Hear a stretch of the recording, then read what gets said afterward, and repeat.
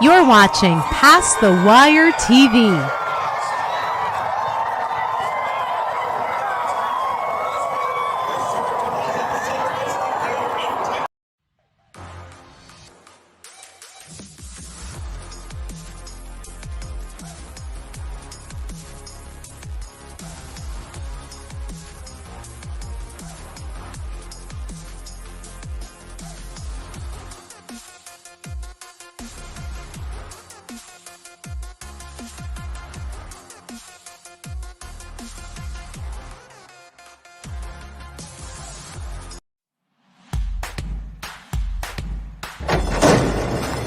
Saratoga Saturday on Past the Wire TV, presented by Amwager. Nobody does it better. You're watching Saratoga Saturday. Exclusive coverage every Saturday of the meet, only on Past the Wire TV. Ciao tutti. Doing good. How's it going? I know you said everybody? hello, everybody. Didn't ask us how we were doing, but you said hello, everybody. I said hello, everybody. Yeah. But that's okay. It's taken. Hello, everybody. Be alive. Right, we're alive, and this is the finale, the last Saratoga Saturday of the meet. We made it through the meet. I can't say unscathed. I had a fair meet, but not the best. Jim, your meet so far? I've picked a couple of winners here and there. Society was nice last weekend, but overall the P&L is more L than P. Yeah, for sure. Oh, I gotta say, Geo, a salute. Excellent call and analysis on the Travers. The two horses you liked hit the wire together as you called. Torpedo Anna ran monster. And I'll say something about that in a second, but I gotta say this. Where'd he go? Geo? He dropped off. He'll come back. We hope. Geo, come back. Where's Geo? We lost Geo. Hang on. We'll see what happened. Geo, he's probably texting me in a panic. So what? You can repeat yourself when he gets back on. But what were you going to say about? I was going to say with Fierceness. Not only did he fool me, but he fooled me so bad that I was trying to think the last time that a horse fooled me like that and was that much better than I gave them due for. And it was quite a while ago, but California Chrome was a horse that really fooled me. I didn't think he was going to win the Derby. I didn't think he would come back and win the Preakness. I loved Tonalist in the Belmont, so I finally got a little bit even with him. Geo's back. All right, you're back. Hey, sorry about that. My computer went mental. I don't know what happened. What I miss? You missed me saying that we were talking all good things about you. Right, we were talking all good things about you, but I was saying that the last horse that I could remember that fooled me as much as Fierceness did, because I mean, even after the race, I could tell you I couldn't bet him then. He just completely fooled me, and I was thinking back. California Chrome fooled me the same way. I didn't like him in the Derby. I didn't like him in the Preakness, but I did get even with California Chrome, and I loved Tonalist in the Belmont, and he beat him.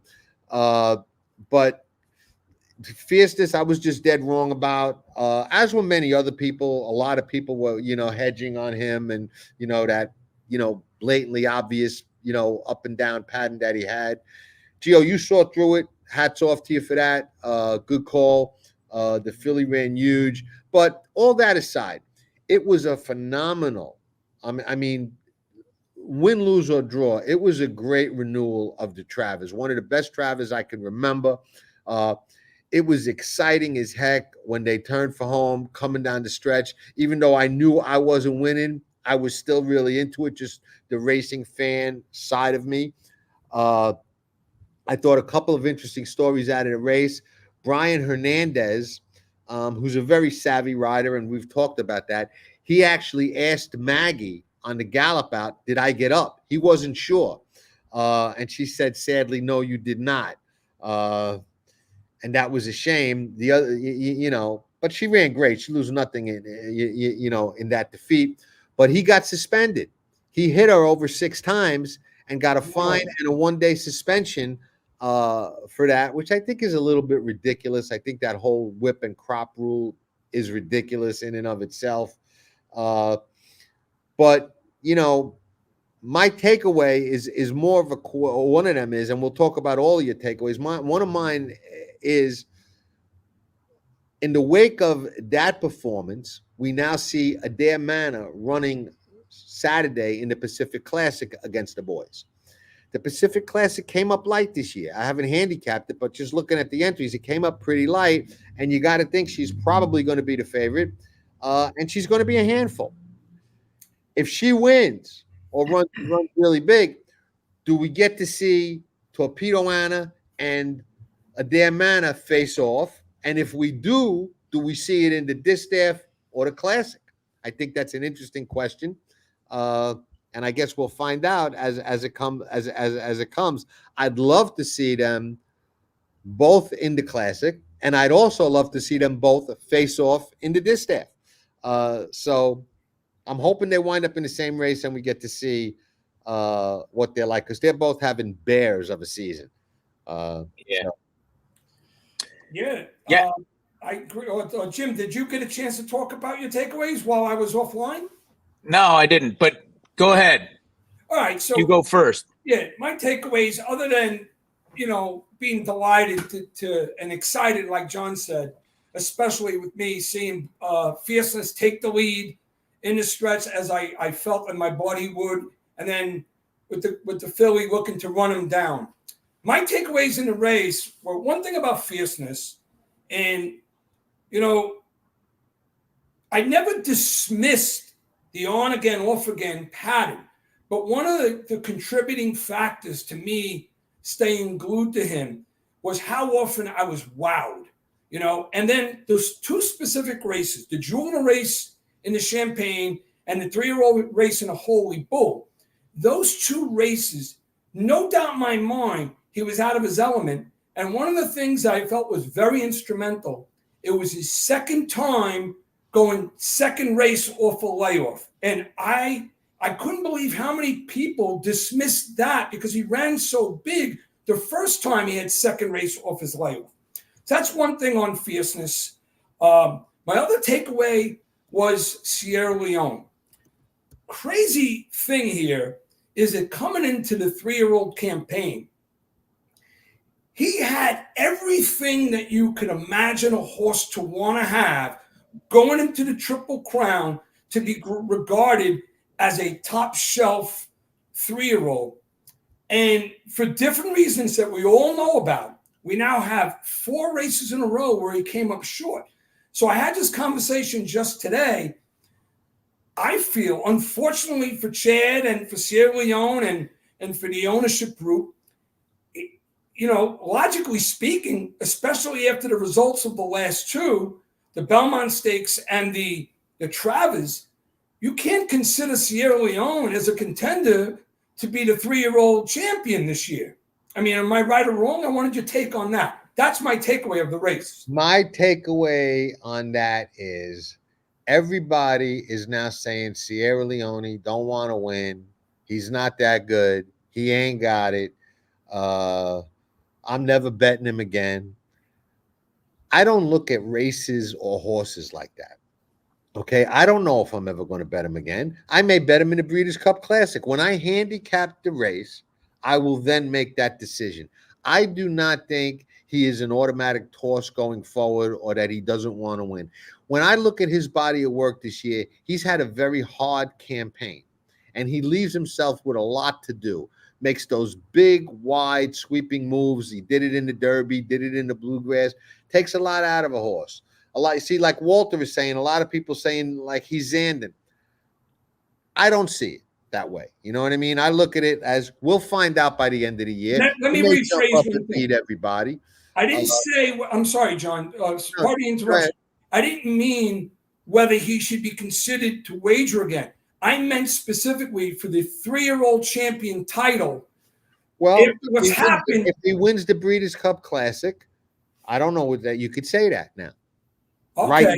Right now, I would agree with you. He's not even close to being the 3-year-old champion. I think hands down it's Fierceness, but you know, Or the filly. maybe the filly. But I would say probably, in my opinion, it would be Fierceness. But I think there's a better 3-year-old in Ireland than any of them. the city of Troy, and he's a Justify, and the Justifies run on anything. And I know Aidan O'Brien hasn't really been very successful bringing those grass horses here to run on the dirt. But I say that's only a stat. He's due, maybe overdue. So, you know, we'll see what happens. We'll see if he shows up in the Classic or in one of the grass races. But if he shows up in the Classic, I think he deserves a lot of consideration. And you could rest assured that I will be watching him in the mornings out there with Big Race Jim to see how he's getting over that Del Mar strip, because that could be telling. Jim, your takeaways? Yeah, what's your takeaways?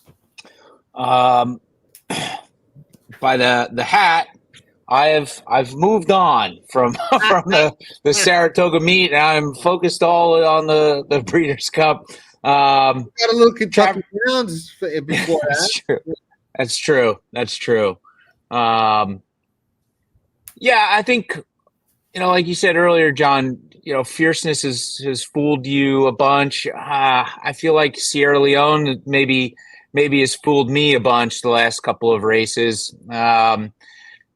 Perhaps him individually, perhaps the way the last 2 races have set up, maybe not as quick early on as we had thought.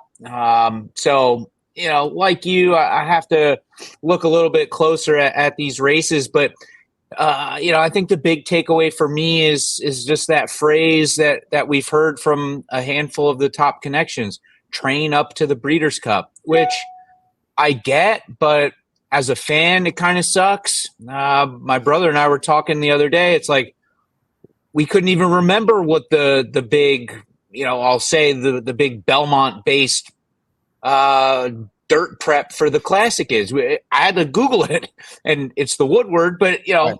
Nobody runs in it anymore. And I think for me, that was my biggest takeaway. Just everybody's training up to the Breeders' Cup. It's a little disappointing on the fan side. I was a little disappointed walking out of the track on Saturday. Didn't have the best of days, handicapping and wagering wise. So it was a little salty, though. I do think that distaff division, I just think that could be the race of Breeders' Cup weekend. If you get a Dare Manor, Torpedo Anna, Idiomatic, randomized, Raging Sea, like that's more interesting to me than anything else over the next month and a half. You know, we'll talk about the Jockey Club Gold Cup, but really the older male division at that Classic distance, you know, perhaps I'm not seeing it as clear as others, but just a little bit underwhelming right now. And that distaff division seems a lot more exciting to me. So the distaff and training up to the Breeders' Cup is what I gleaned from the last week or 10 days or so. I think Ken asked a really good question. If Mystic Dan wins the Classic, then who becomes the 3-year-old champ? And I would say, if he wins the Classic, and you know, Fierceness is in there, I would think he snakes it from him with that. I would think he snakes it. Yeah, I'd agree with that. Don't know, but Yeah, a lot of people in the comments are bringing out that the pace never really materialized into Travers the way a lot of us thought it would. I agree with that theoretically, but I don't think it really made a difference in the outcome. I think the two best horses that day showed they were the two best horses that day, and I think if they went fast early, I don't know that those horses were going to come back to Sierra Leone, or he was going to be able to get them. Honestly, I think a lot of times you think a fast pace is going to automatically make the horse that was third or fourth in closing get up, but a lot of times good horses don't come back the way lesser horses do, and I think those horses showed a lot of quality that day. And I don't know if they went 46, 45, 109 and change, 133 for the mile, 130, that they were going to come back. Good horses run fast. You know what else happened? We all knew that Dornoch was going to go. He had to go. That's his style. And he showed his class by hanging on for fourth. But Johnny V and BJ Hernandez demonstrated a fabulous skill. They allowed Batten Down to go, knowing that Dornoch was going to stay with him. And Batten Down just was going to be outclassed. You knew he was going to fold, and it just opened up the doors for Johnny V and BJ to make their moves almost simultaneously. All right, yeah. we got. Let's hope so, John. Let's hope so. And this is another good question. How did Irad Unmatched Wisdom arrive at his?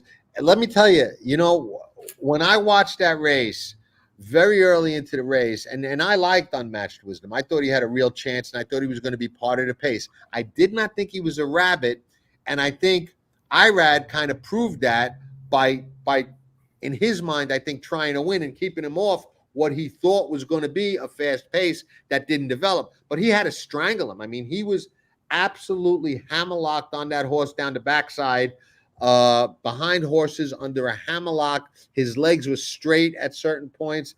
And I would say, he choked any run that horse might have had out of him. So another takeaway for me is to toss that race for Unmatched Wisdom and hope he winds up in a spot where he gets completely overlooked and, might rebound with a very, very big race, because the way Irad rode him had no chance. You know what, John, with so much class in the race, it really was when I understand he came in to the race 3 for 3 with a flair for the dramatic, but really, like I had mentioned, beginning his career in mid-May, and to win a race like that with the entries, with those that were so seasoned in a race, it just was a tough ask. It really was. So yes. I don't think it was a rabbit. I just think it was too much to ask that colt to do in such short notice. Absolutely. Both of those riders blew it. I mean, made no sense. I guess, and Jim and I spoke about it before the race. Bob Bridge, if you looked at him, he comes home consistently faster than anybody else in that field, and both of the Appleby horses. So once he was on the lead with those fractions, knowing that he finishes faster than them, in my mind, that race was over. Watching the 3/4 split, I said, "There's no way they're ever going to be able to reel this horse in. It's almost impossible. He finishes faster than them when he's behind them, let alone in front of them. They're never going to get by him." And that's how it turned out. But it happens all the time in these grass races. Extremely boring. Especially in New York. Yeah, just nobody wants to go for some reason. I'm going to try and use that to my advantage when we talk about the Flower Bowl here in the next little bit. Okay. I don't even pay attention to buyers. I think they're terrible. No disrespect to Andy Byer, but I'm not impressed with those figures. The filly improved that much because the style in which she won in dominating fashion, she was basically never asked in the final 8 of all of her races, with the exception of her first race to begin the year prior to the Oaks, where she was asked. So that's why she ran so big. But and the reason why the Byer was equivalent is because when you look at the trips and the fact that she did it with 5 less pounds, she needed to get that figure. You know, it made sense for her figure to be equivalent, even though she missed by that 9 or 10 inches, whatever it was. All right, we'll get to the races. One thing I want to say before we get to the stakes on Saturday, we were going to do on this show the Jockey Club Gold Cup, which I guess is running Sunday. But the past performances did not come out in time, so none of us had a chance to do the kind of handicapping that we like to do with that race. So what we are going to do, this is interesting. Stay tuned. Stay tuned, as always. But what was I just talking about? Completely lost my train of thought. The Jockey Club Gold Cup. Gold Cup. We were going to do it. We can't do it because of the, no past performances. So watch out. We're each going to put up a little short video, either tomorrow or the next day once we finish doing the homework, about our thoughts on the Jockey Club Gold Cup. And Geo might actually put up 2 because he's a historian and may want to talk a little bit about the history of the race, and then do a second video with who he actually likes once he handicaps the race. I'm just going to do one with who I actually like, as is Jim, and we'll leave the history to Geo. The thing I wanted to say before we get into the races, this is something that it shouldn't, but it does. It rubs me the wrong way a little bit, only because you never would have seen this years ago, and now you do.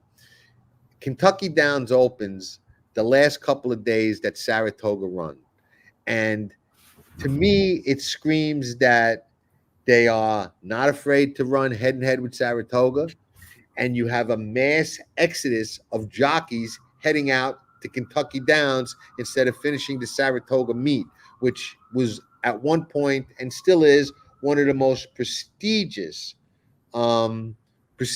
meets in the world, on a par with like Royal Ascot and everything. So I get it that people go where the money is, and the money at Kentucky Downs is ridiculous, and it's hard to resist. But Saratoga has got that, prestige. You never would think you'd see 6 or 7 of the top riders bailing the last couple of days of the meet to ride at Kentucky Downs. No disrespect to Kentucky Downs, but it's a great track and a great short little boutique meet, but it ain't Saratoga.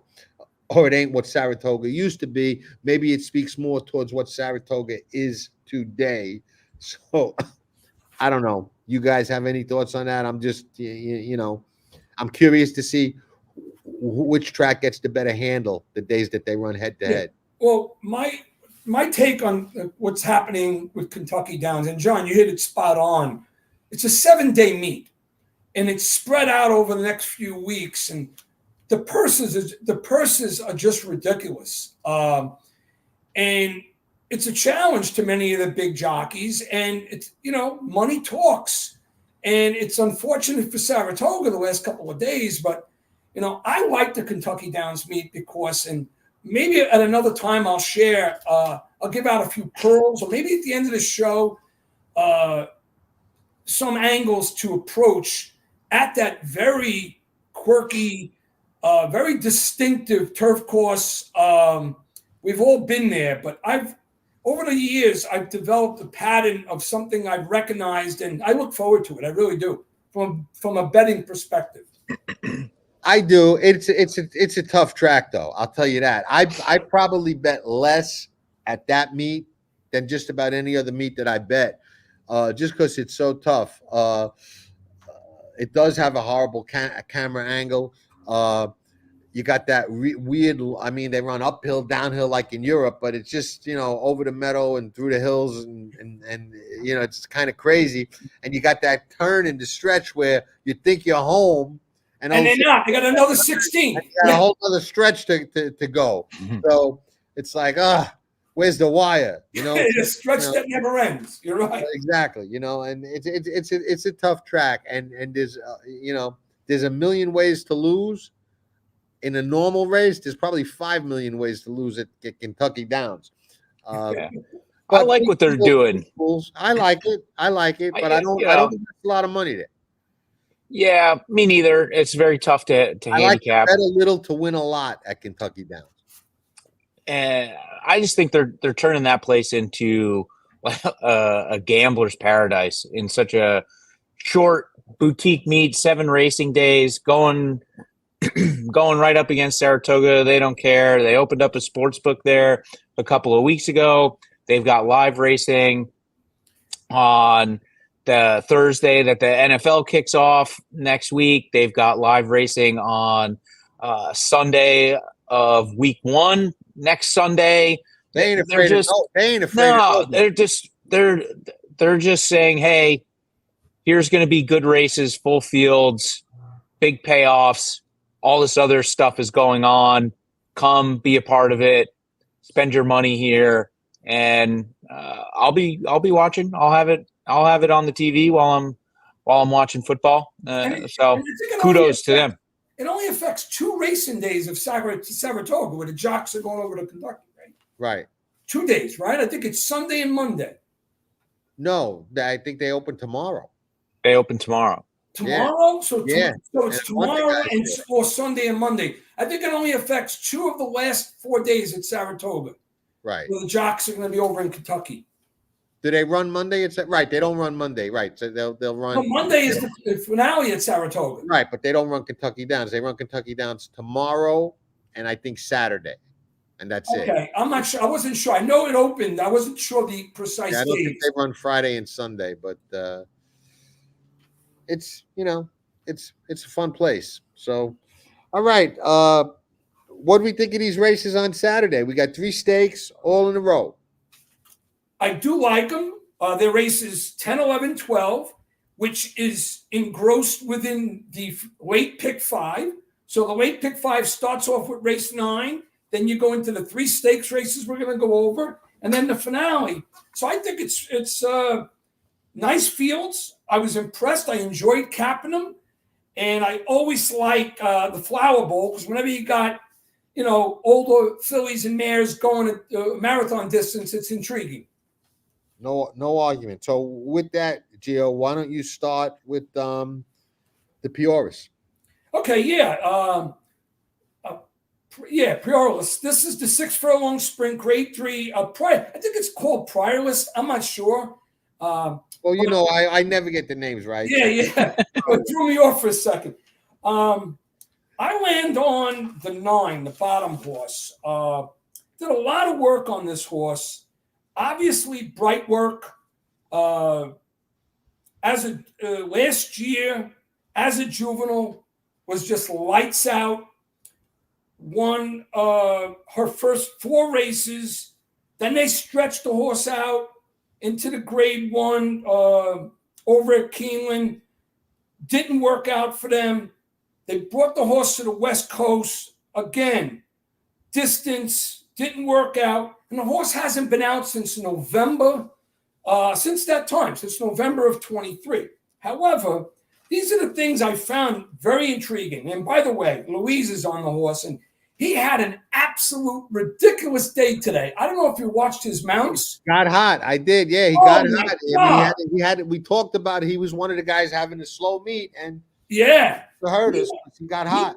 He won 4 races today, all of them quality meets, and another race he just meet. But besides that, they're going back to Sayaz on this horse, 2 for 2 at Saratoga. I have no problems with the layoff, because what I did was I said, okay, let me look at the full body of work. She won the spin away, which we're going to cover tonight, last year, grade 1. This horse defeated Ways and Means. If you go back to that race, the spin away, Ways and Means was in a race. We know what Ways and Means has turned into.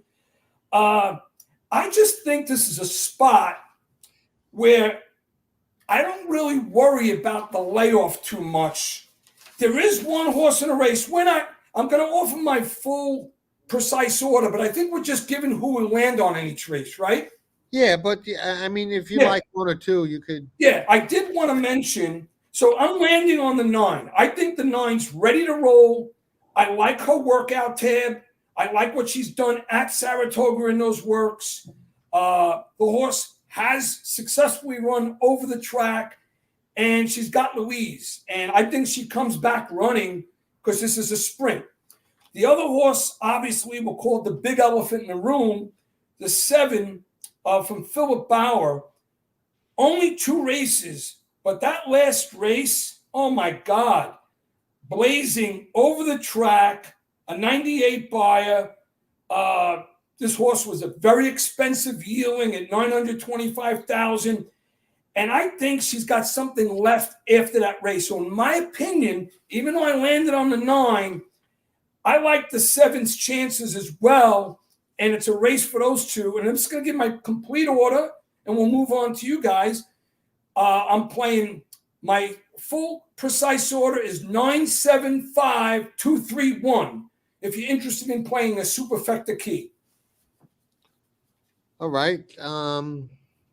I'll follow you because I landed on the same horse. I love that she's 2 for 2 at Saratoga. I liked her in one of those 2 races last year a lot. I've been watching this guy John Ortiz for the last couple of years, and he's a very savvy trainer. I don't really know him or a lot about him, but he's been on my radar for a couple of years, and he's having an on-fire meet. He hasn't had a lot of starters up there, but I know his percentage is ridiculous. I forget you know where it is right now, but it's 5 for 8 this meet. 5 for 8. I mean, so he's pressing all the right buttons and making all the right moves. And this filly was supposed to run in the test against Ways and Means, and she reared up in the paddock and went up in the air, and they scratched her in the paddock, and they opted for this spot. Well, not really opted, they had no choice, but the fact that they're coming back in this spot tells me that she's okay. She's well drawn on the outside where she can go stalk, should get the right kind of trip. I toss out the route races. Obviously, she's not a router. She's much better when she sprints. And I think she comes back, ready to run over a track she loves. I like her a lot. The 7, I agree with Geo, is scary off that last race, but I would lean to the 9, probably for different reasons than Geo. Respect the 7, saw what everybody else saw. Liked her that day. Was impressed with her first race where she broke bad and, kind of made a big wide move. Looked like she needed that race, didn't get out of the gate, and I knew she would come back and win, and she did. I didn't know she'd win like that. But I love betting against horses like that run those big numbers in a maiden race, then come back and face winners and, a lot of times get a reality check at a short price. You got to be really good to win off a race like that. It takes something out of them, even if it looks like it didn't, because when they run fast, they run fast. But she is pretty scary. But I lean to the 9. The other 2 that I looked at were the 1 and believe it or not, the 3 who ran really big over the track, and as somebody pointed out, has a nice pattern. But I really couldn't get to the 1. I really couldn't get to the 3. I thought the 7 and the 9 were the ones, and I wound up landing on the 9, and I'll probably just bet her alone and hope for the best, or maybe bet her over the other ones that I like over those 3 and single her in the late pick 5 probably. And John, before we go to Jim now, we should tell our viewers, when you and I are on the same horse in a grade 1, we really are somewhere in the area of 90% success. That's true. We've probably somewhere in the last couple of years, right around 90%, I would say. Yeah. What's the percentage when all 3 of us agree on the same horse in a grade 1? I think it takes a big dive. 0. Too much weight. That means we're gonna make some coin, man. Go ahead, Jimmy, share with us. Too much weight. Weight beat any horse. So.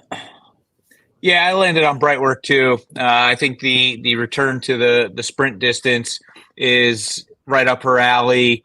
Ortiz has been red hot, 5 for 8. Had a nice winner over the last couple of nice winners over the last few weeks.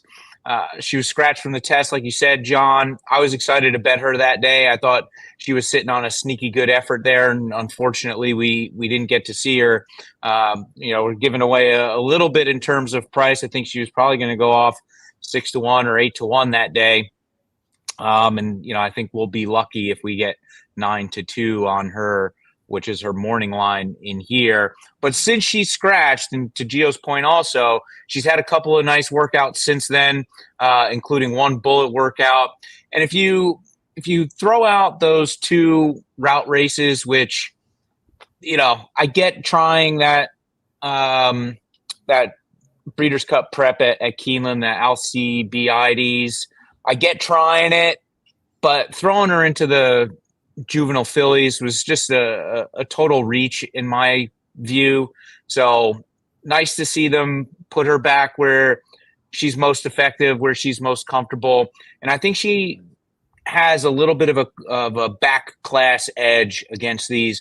Like I said, I was excited to bet her in the test going up against a much tougher field than this. So we'll see what she does, but I landed on the 9, Bright Work. Tricky Temper was also interesting to me. The 3, just like you've talked about all summer, John, that horse for course, 3 wins and 6 tries at Saratoga, seems to be coming into her own now. Though, it does seem like she's run quite often. So I don't know. At some point, does that take a toll? But nevertheless, I landed on the 9, Bright Work, like you two. I want to make one more point about a horse in this race. I think it'd be interesting for some of the viewers. The one with Irad, squarely underneath, I just found interesting that the horse never ran as a juvenile, coming in from Gulfstream Park to Saratoga, working well. But oddly, 6 lifetime races, 6 different jockeys. And when I see that, I said, how come they can't, and that's a pretty good barn, how come they couldn't get some continuity for this horse over in Florida? And of all jockeys now, Irad gets them out. So interesting. I'm going to watch the horse in the paddock. I will not play the horse to win, but I'm going to use that horse underneath in my super key. Okay. Big race, Jim. Next race. All right. Next race is the Spin Away. As I scroll through the PPs here, I landed on Strong State, I believe is the 9. Here we go. Checking my notes, good early pace figures to be on or close to the lead, and just looking at these looking at these 7 furlong sprints at Saratoga, those early pace setters have a 41% win rate from 32 races this year, which I liked, and 38% of them went wire to wire. Still on the fence as to whether or not this horse is quick enough to be on the lead. I think Irad certainly helped her chances. A lot of times we see these 2-year-old sprint races, especially in the stakes, like we talk about going into the Kentucky Derby. You have these horses that are still maturing, still kind of figuring things out. So we do tend to see some of these horses kind of pop up out of nowhere. So I landed on the 9 Strong State at 12-1. In addition to that early pace figure, looking at the Brisnet also has paired 288 late pace figures, which is near the top end of this field. Al Stahl, 4 for 9. So much like John Ortiz was 5 for 8. Al Stahl, 4 for 9 this meet, which is pretty solid. And I think Irad gets this horse into the race early. And like we've seen, those horses that are forwardly placed, especially in these sprints, tend to carry a little bit at that, like I said, 41% winners in 32 races at this 7 furlong distance at Saratoga so far this summer. So that's where I landed. Strong State, the 9. Also was interested in 6 Salted and the 11 Quiet Side, but for a win play, I'll be on Strong State on Saturday. Interesting. Nicely done, Jim. Geo. Yeah. Where do you land in the Spin Away? When I work a race like the Spin Away, horses that just have 1 or 2 races, I really, really large screen, pause, move forward, pause, move forward. I do big time study of the 1 or 2 races. And for different reasons. I look at behavior, I look at, acceleration, I look at how they performed in the stretch, if they were inside, outside, this, that, or the other thing. And I was very impressed, and I land on Pondering the 7. This is a Godolphin Blue horse that debuted at Ellis Park. So they're stretching him out, stretching him out to 7 furlongs from the 5.5 furlong debut. Luan Machado, in my opinion, from being visually impressive, that horse could have won even at a greater distance. So to me, winning on debut the way he did, and now pointing at this race, the grade 1 spinaway from that debut, Luan Machado, Godolphin Blue, Brandon Walsh, I just like the whole picture. I said, wow. And I think that horse moves forward. I think the horse is going to be sitting a good trip. I have no problem with the added distance. And I'm decisive. I'm gonna play exotics, but I'm landing on Pondering and staying with him. I'm all in on Pondering for Godolphin Blue. I did want to mention the 2 horses I have directly underneath, because I will play a superfecta key in this race. And my 2 directly underneath that caught my eye was the 11. Coincidentally, we spoke about John Ortiz, and Luis Sayas is up.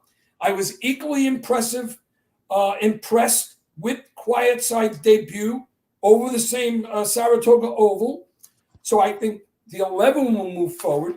And the last horse I was very impressed with, and you have to give respect to, is the veteran of the group, Queen's MG, because the horse, for Safi Joseph, he's had a great year altogether. I trust Dylan Davis. And that horse is just shown to have a nose for the wire. He's 3 for 4. And even though I think this is a step up, I think there's greater talent in the race, I couldn't dismiss the horse entirely. So those are my 2 most underneath. And for super key players, I'm all in on the 7, Pondering, Godolphin Blue. And underneath, I'm 7, 11, 8, 4, 9, 2. Interesting. Surprised you didn't go with the 6, Salted, with the bad stumble at the break and good late run.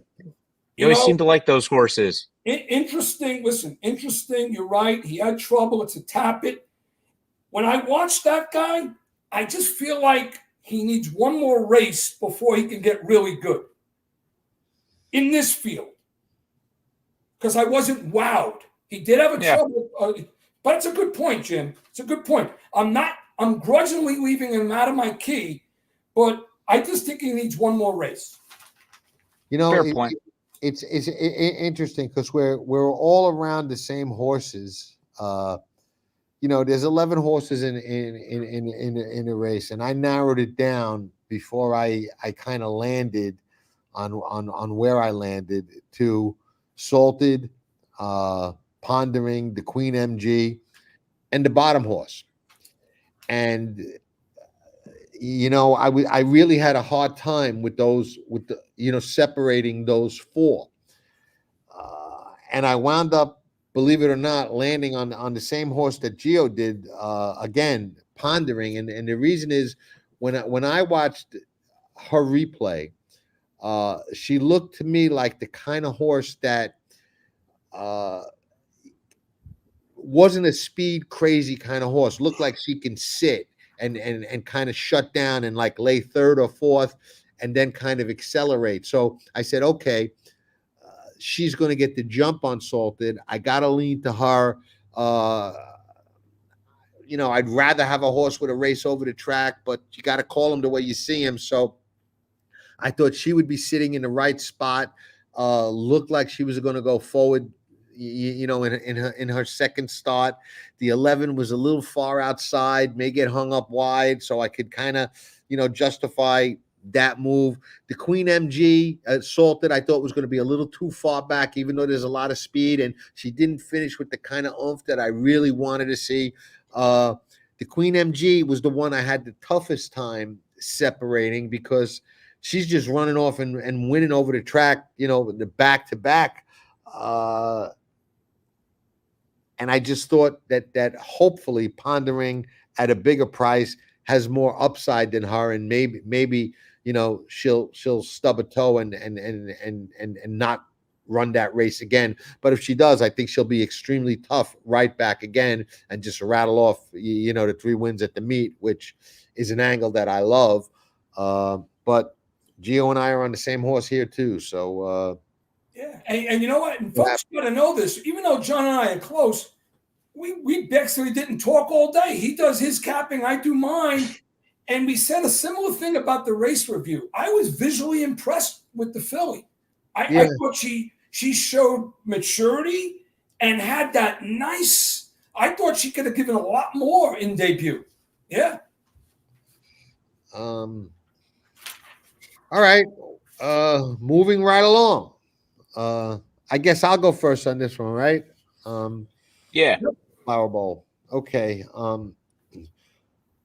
I was down to 2 horses in here. I was torn between, well, I can't really say that. I landed on Eternal Hope, who I like quite a bit. She was very keen last time. I don't think she got the kind of trip that I was expecting anyway.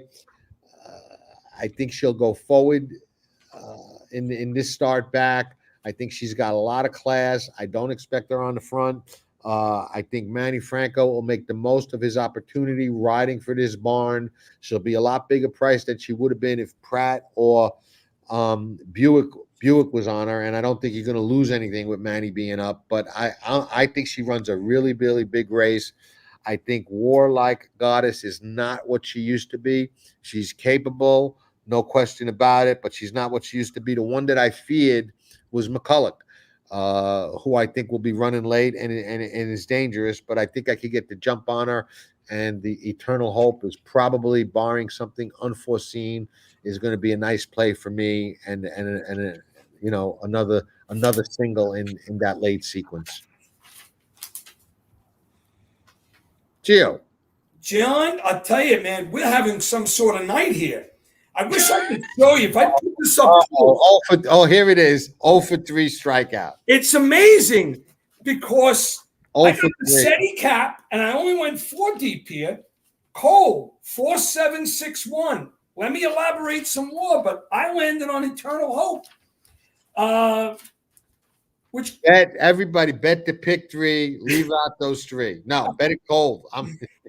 So anyway, Godolphin Blue, I agree with, John sort of stole my thunder with 2 of his points. I'll just add one other point. I did feel that the filly was a little keen upon return off the layoff, came back running, got all the money. No doubt from a pedigree perspective, the bloodline, she's built for the distance, and they're cutting her back a bit here. I think she's got the look of a fabulous trip. I see her getting the trip. I trust Manny Franco. And in this type of race, especially with some of the more prominent mares in the race, the trip is essentially important. I think she gets the jump, and I think she goes forward from her last race. And I land on the floor rather decisively up front. I will share, and that's, of course, Eternal Hope. I will share what I thought about the horse I have for second, which is probably going to be on a lot of tickets. And I want to pay one level of respect for the one with Walleye Goddess. I just want to share a thought on her. But McCulloch is a hard hitter, solid, proven at the distance. Chad's going to have the mare ready. Irad's up. I think it's going to be a dogfight in a stretch. I respect McCulloch, but I'm going all in on Eternal Hope, because this is the second race off a layoff. And regardless of the price I get, I just think the horse is primed for a big effort. Last thought I wanted to share on the race. So I am playing a cold exacta, 47. I'm going to go hard on that because I like the race. Warlike Goddess, one thing I wanted to share with her, you know, what a career she's had. She's now 7. She's a 7-year-old mare. She's never been off the board at Saratoga on the weeds. 6 for 6 at the distance. You know, even though she's getting a little long in the tooth, if she gets a perfect trip, and out my top 2, John and I's top choice and McCullough don't fire, she's the most likely winner. That's all I wanted to add. Yeah, probably, but I think Eternal Hope is going to win. I'm all in on her too. Big race, Jim. All right, so let me preface this by saying I got a tip on Parnack at the Saratoga Library a couple years ago when West Point first bought her from France and brought her over here to Clement's barn. And the horse did not run very good. Let's see when that was. It was last July. We can see it here. So anyway, that tip didn't come through. And then every other time I was interested in the horse, she didn't fire. And then, of course, the times I'm not interested in the horse, she fires. I can certainly see Dylan Davis shooting out of the gate and taking them all the way around with Parnack at 12-1.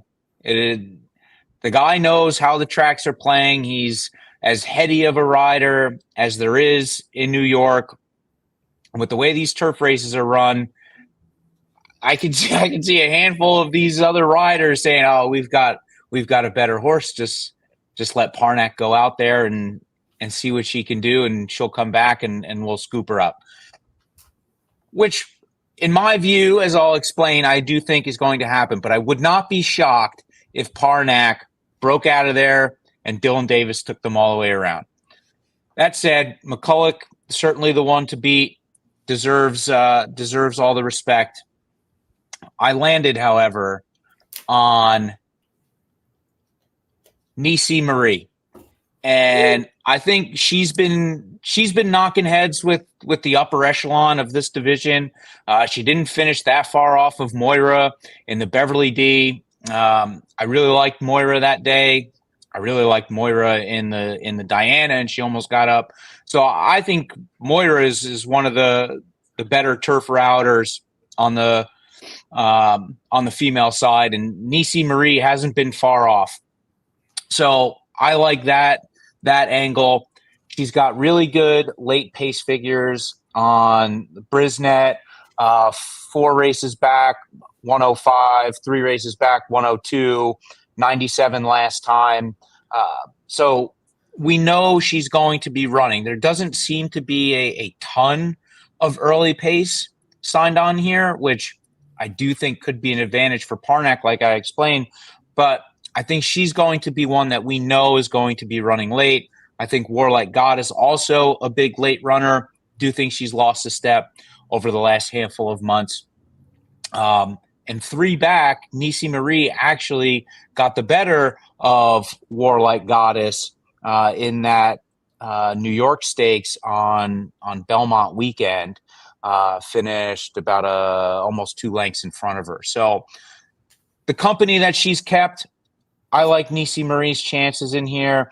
Just looking at the class ratings on Brisnet, which tend to be a pretty solid indicator on turf. She's tied with Eternal Hope for 3rd in current class, behind McCulloch and Warlike Goddess. Funny enough, but I landed on Nisi Marie, hoping to catch a little bit of a nice price when I figure Warlike Goddess and McCulloch will take the bulk of the money. Interesting Interesting pick. Yeah, no, it definitely an interesting pick. You know, of the 3 races, that's that's probably the race I'm most confident in, and going to make the most significant bet of the three for me. But we'll see. We'll see what happens. Our last show, gentlemen, ladies, everybody. This is it. This is a wrap. It's a good, last Saratoga good 6 show. or 8 week run. Right, last Saratoga show. Right, yeah. We had a good run. Listen. We all at some time had some really nice winners during the meet. We all had some tough beats during the meet. It happens. But all in all, it was a lot of fun, and we'll be back next year doing Saratoga Saturday, and we got a lot of other shows planned for everything coming up. We'll be at the Breeders' Cup. We'll be out there doing shows, lives, you name it. We'll be doing it. We'll see what we could come up with. On my wish list for the fall, and we're still, listen, football season's about to start. We still got to get through our last weekend at Saratoga. We talked about Kentucky Downs. It's always exciting. I'm sure a lot of you guys will be playing Kentucky Downs. But can Naira please, for the Lord of God, please call Aqueduct. Don't call it Belmont and Aqueduct anymore. Yeah, I don't call it Belmont and Aqueduct. Isn't that getting old? Yeah. Well, so I actually spoke to some folks at Naira for a story for Legal Sports Report, where I write a lot about the horse racing business news. A couple months ago, and they told me that it's just purely a branding thing. If they called it Aqueduct, less people would bet on it. But because they call it Belmont, Belmont has a stronger brand, a little bit more popularity amongst the horse players. So, I don't know who they're fooling, but there was at least some strategery behind the branding of that. I'm sure. I want to say something and ask everybody for a little bit of a favor. Whether you believe in the power of prayer or not, and whether you believe it helps or not, I don't think that anybody could argue that it hurts. So you can choose to believe that it doesn't help, but you can never argue that it hurts. I don't know how many of you know who Chuck Simon is. He was an assistant for Alan Jerkins for a long time. He was a trainer on his own for a while, and he's really, really, really sick. Really sick. And he's in the hospital up at Saratoga. Hopefully he's going to get out. Hopefully he's going to be okay, but nobody knows what place in line that anybody is really in. So I was just going to ask everybody, because I believe in it, and I know Chuck believes in it, and I have been in touch with him. I like to give Chuck a shout out and let him know there's a lot of people and a lot of love behind him. And Chuck, my man, there's a lot of prayers for you. Keep fighting. You could beat it. And, we are all rooting for you and sending up, prayers above and a lot of love in your direction. And we're all waiting for you to get back and, join us. And that's really all I wanted to say. Chuck is one of the good guys in the game, and he and I have had some passionate arguments over the years. He's extremely opinionated, as most of us are in the thoroughbred game. I mean, Geo and I have had spirited, I wouldn't say arguments, but discussions and whatnot. It's part of the game, and there's nothing wrong with that. But Chuck and I have really had some heavy duty, like 3-hour, debates over issues in racing. And he's a very smart guy and he knows a lot about racing. And, he got dealt a tough hand to play, got hit with a left hook that he did not see coming. And, if we all pray for him, maybe we could help him out a little bit. So, and collective prayer has tons of value, man. I believe in it. Me too. Same. And like I said, if you don't believe in it, do it anyway because it ain't gonna hurt. So you'll be doing us you're doing us a favor. The more people that ask, the better the chances are that they may say yes up there. So you never know. But thank you all, man. We appreciate everybody that's watched the show, all the support that you guys have given us. We got more hats coming. I ordered more hats. Don't worry about it. When they come in, we'll get some more hats out to people. If you haven't gotten it yet, they've all been sent out. A couple. The ones that were on the show last week all went out. They should. They're not there already. A lot of people told me they got them. But if you didn't, you should get it tomorrow, the next day. If not, let me know. And when the new batch comes in, you'll get them. Thanks for all the support. We really appreciate everybody. We're not going anywhere. We'll be back. Just the last Saratoga show. We'll be back with other shows. We're gonna do the Jockey Club Gold Cup individually, like we said. You never know. I may even throw up one about the Pacific Classic if I have a chance. I did look at that race and do have an opinion somewhat. I just got to finalize it, but we'll see what happens. And thanks. Love you all, man. Really appreciate all of you. So it was a fun meet, and that's because all of you and all the interaction. We try and get a lot of the comments up. The interaction is great. If you hit the like button when the show goes up on the channel, that helps us a lot. It helps with the Google algorithms on YouTube. So if you get a chance, just go back and find the show on the channel and hit the like button, and it helps us a lot. And you can take a look at us and see that we all need all the help we could get. So, and one of the things that we really enjoy doing, we want the horse player to be as informed as possible. And I believe that we only want the horse players that watch this show to be informed. Yeah. The rest of them, I hope they don't know a thing. And exactly. But I believe those watching get a collectiveness from us where they leave with a great deal of information. Keenly. More than they're going to get from any other platform. I really believe that. I wouldn't argue against that. Let me tell you something. I watch other platforms. I don't. I wouldn't argue against it. Sometimes I'm rolling my eyes. I don't even want to start to say what I feel about the guys on TVG. I don't even want to talk about that. But I'm only saying this. You already did. And I'm saying it because I've been around a very long time in this game, And I can't believe what I hear from some people. But there's a couple of guys on TVG that are okay. Yeah, there are. There's a handful of them that, I wouldn't let them wash my car, but that's just me. Yeah. I don't even know that you'd let me wash your car. I don't know that you'd let anybody wash your car. I have a guy that comes to the house and does it nice details. Really. Hey, and also one more thing for the viewers. Those that follow me, SETI Better Days on X, Twitter, let me know if you want to see more SETI dinners or less. Because listen, I got a bone to pick with you. All right? You promised me if I was right in the race that you were going to make nice shrimp oregano with linguine for me. I was going to get it FedEx to you. Right. And then, son of a bitch, you go, I lose, and you go, and I don't mind. You make it for yourself, and you put up a beautiful picture of the plate that I can't have. Was supposed to be my plate. Well, I mean, come on, man. I'm like, oh, man, he's really sticking it to me with this. And it looked delicious.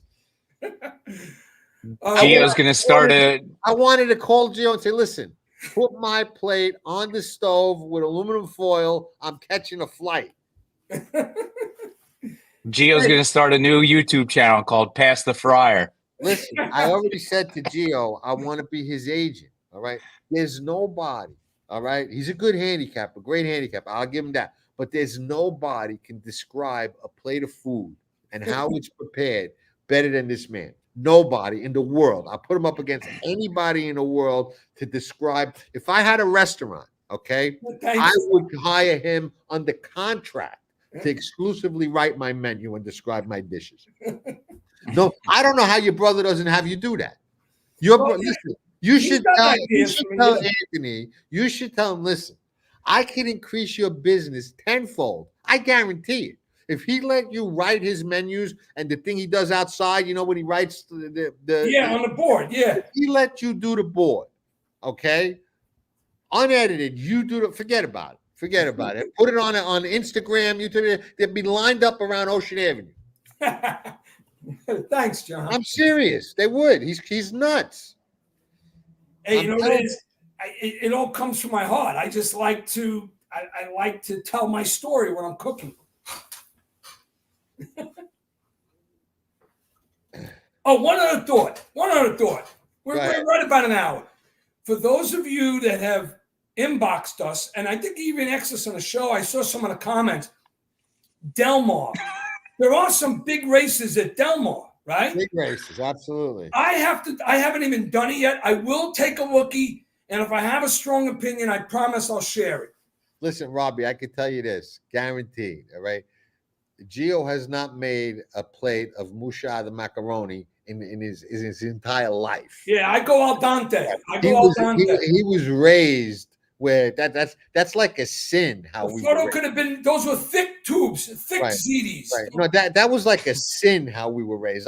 I think I would have got hit if I ever cooked the macaroni too long. I'll take it. That's why I learned. A lot of people think my macaroni is like raw. I take it out.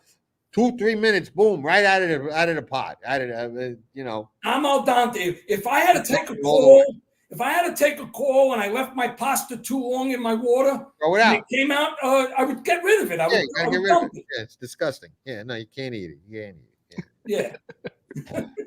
But no, that's big. Where well, I guess for anybody that knows, you know, macaroni likes it that way. You know.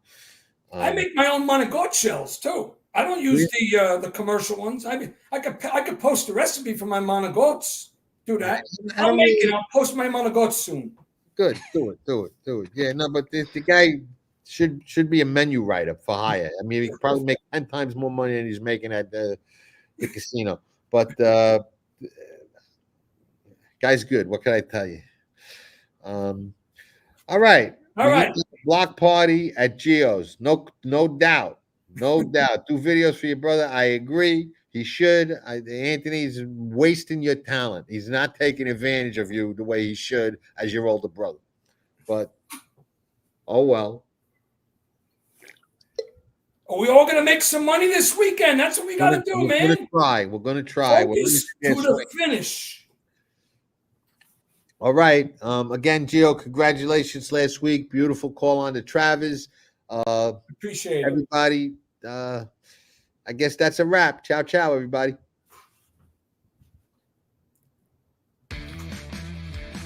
Tracking trips from Past the Wire and the Pick Six King, John Stetton. As your handicapping partner, John is your second set of eyes on the past performances, replays, numbers, trips, and more, helping you find the angles and plays others miss. Each week you get expert analysis, smarter ways to press your opinions, and the keys to cashing bigger tickets. Tracking trips from Past the Wire. Give yourself an edge and partner with a pro. Get a second set of trained, experienced eyes. Join today. Membership has its benefits.